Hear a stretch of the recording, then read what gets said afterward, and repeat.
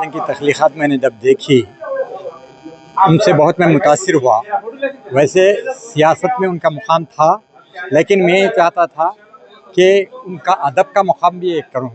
बहुत सारे लोग मुझसे बोले कि भाई बहादुर यार जंग और अदब बड़ी अजीब बात है, लेकिन मैंने साबित किया है।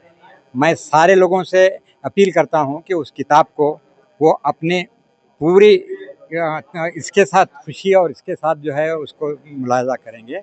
और बहादुर यार जंग हिंदुस्तान के सबसे अच्छे शायरों में रहते अगर वो सियासत में नहीं जाते। बहादुर यार जंग हर लिहाज से फिट थे और उन्होंने हिंदुस्तान में एक नई दुनिया की तरफ तवज्जो दिलाई। वो ये कि उनको मालूम हो गया था कि आने वाले दिन में हम और वो से आप मतलब समझते हैं ना कि हमारे बिरादरान वतन से उनके ताल्लुकात अच्छे हो, और उन्होंने उनका बहुत साथ दिया, उनकी बहुत कदर की। कि आलम ये हुआ कि बादशाह को भी कभी कभी ये होता था कि लोग मुझे ज़्यादा चाहते हैं बहादुर आजम को, जबकि वो काफ़ी ये करके आते थे। इसलिए मैंने उनकी ज़िंदगी बहुत अहम रही उनकी, बड़े परेशानियों में, बड़े मुसीबतों के साथ, पैसे वाले रहने के बावजूद उन्होंने ये खाई। उसके लिए मैं उसको किया और अल्लाह के फजल से हमारे असातिज़ा भी साथ दिए। मैं खुसूसन फ़ारूक साहब का बहुत शुक्रिया अदा करता हूँ जिन्होंने मेरी हिम्मत बढ़ाई। वो पहले तो ये बोलते थे कि भाई इस सियासी आदम को ला के तू यहाँ कैसा बहादुर आजम के सिया ये साबित करते अदब। आप किताब को पढ़ के अगर आप इसकी मुझे इत्तला देंगे इससे तो, और मैं ये होऊंगा कि वो किताब कहाँ तक कामयाब है। थैंक यू, आपका शुक्रिया। अल्लाह बरकातहू। आज का दिन बहुत खुशी का, मुबारकबाद का दिन है।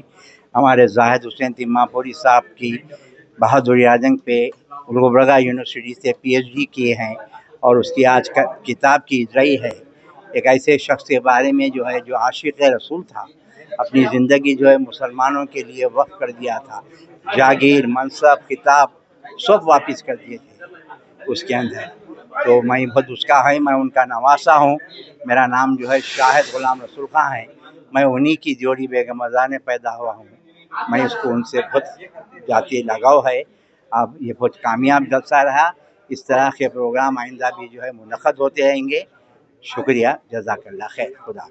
बहुत सारी बातें आता है, लेकिन वक्त वो प्रेरित से मैं उनका मुझसे नाइंसाफ़ी नहीं कर सकता।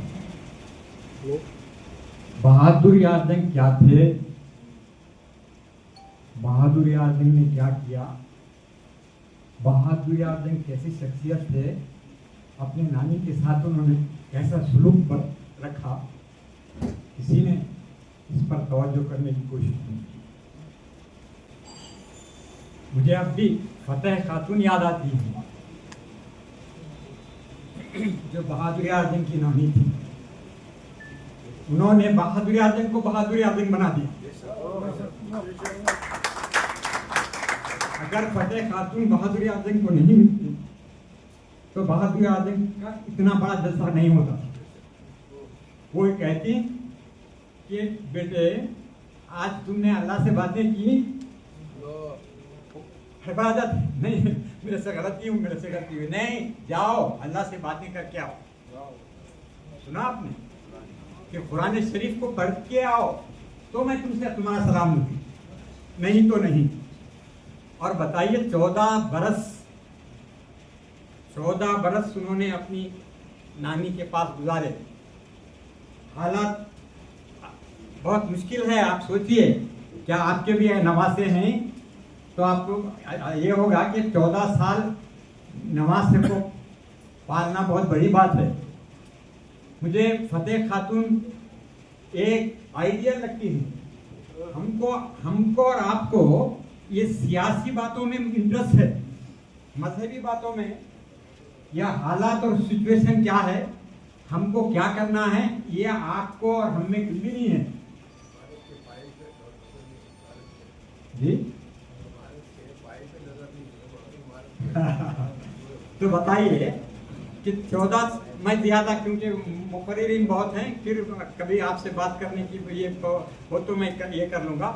कुछ नई बातें बताना चाहता हूँ मैं आपको। बहुत सारे लोग बहुत सारी गलतियाँ हैं। कोई ये कहता कि भाई क्या है वो? बादशाह ने इनको मरवा दिया है। कौन? मीर उस्मान अली खान। कुछ कहते हैं कि ये जो चल रहा है बहुत